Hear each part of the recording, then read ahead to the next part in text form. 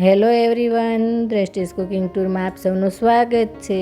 આજે આપણે ઠંડીની ઋતુમાં ખાવાની મજા આવે તેવું આખી ડુંગળીનું શાક બનાવીશું।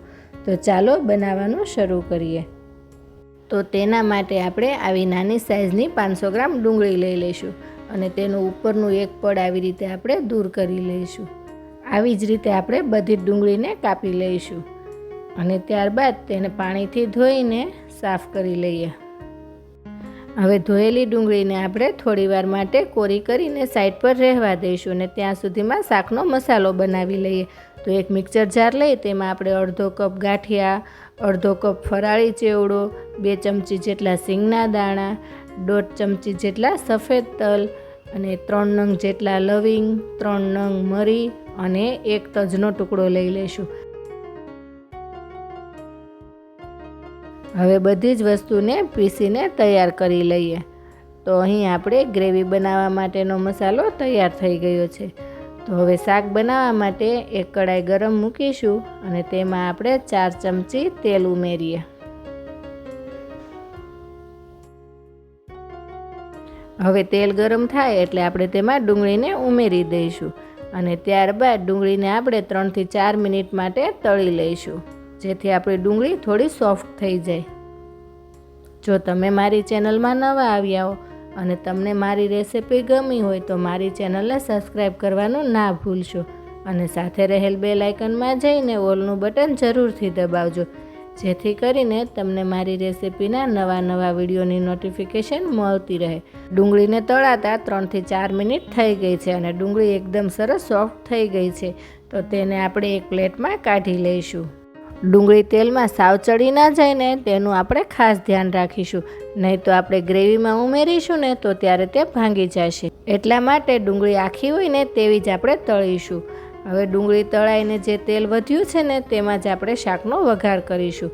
તો ગરમ તેલમાં આપણે 1 ચમચી જેટલા સફેદ તલ, અડધી ચમચી હિંગ અને 1 ચમચી લસણની પેસ્ટ ઉમેરીશું અને તેને બરાબર રીતે મિક્સ કરી દઈએ।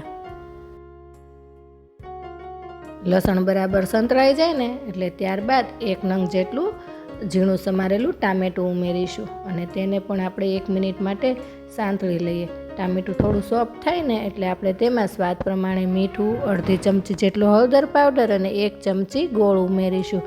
તમે અહીં ગોળની જગ્યાએ ખાંડનો ઉપયોગ પણ કરી શકો છો। ત્યારબાદ 1.5 ચમચી લાલ મરચું પાવડર અને 1.5 ચમચી ધાણા જીરું પાવડર અને અડધી ચમચી જેટલો ગરમ મસાલો ઉમેરી અને બરાબર મિક્સ કરી દઈએ। હવે ગ્રેવી માટે તૈયાર કરેલો પાવડર ઉમેરીશું અને તેને મસાલાની સાથે બરાબર રીતે મિક્સ કરીને 1 મિનિટ માટે શેકી લઈશું। 1 મિનિટ શેક્યા બાદ આપણે તેમાં જરૂર પ્રમાણે પાણી ઉમેરીશું।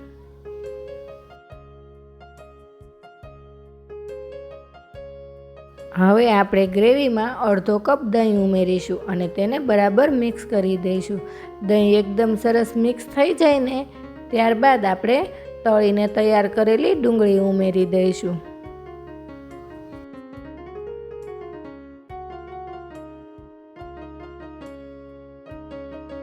હવે ડુંગળી ઉમેર્યા બાદ આપણે બધું જ બરાબર મિક્સ કરીને ફરી પાછું 1 ગ્લાસ પાણી ઉમેરીશું અને ત્યારબાદ ઢાંકણ દઈને 4 થી 5 મિનિટ માટે ડુંગળીને ચડવા દઈશું। 4 મિનિટ બાદ ઢાંકણ ખોલીને જોઈએ તો આપણું શાક એકદમ સરસ તૈયાર થઈ ગયું છે। શાકમાં આવી રીતે ઉપર તેલ આવી ગયું છે અને ગ્રેવી એકદમ સરસ તૈયાર થઈ ગઈ છે। તો બસ આ સમયે આપણે તેમાં અડધા લીંબુનો રસ ઉમેરી દઈશું અને 1 ચમચી જેટલા સમારેલા લીલા ધાણા ઉમેરી દઈશું। હવે આપણું શાક તૈયાર થઈ ગયું છે। તો ગેસ ઓફ કરી દઈશું અને ત્યારબાદ શાકને આપણે એક સર્વિંગ ડીશમાં સર્વ કરીશું।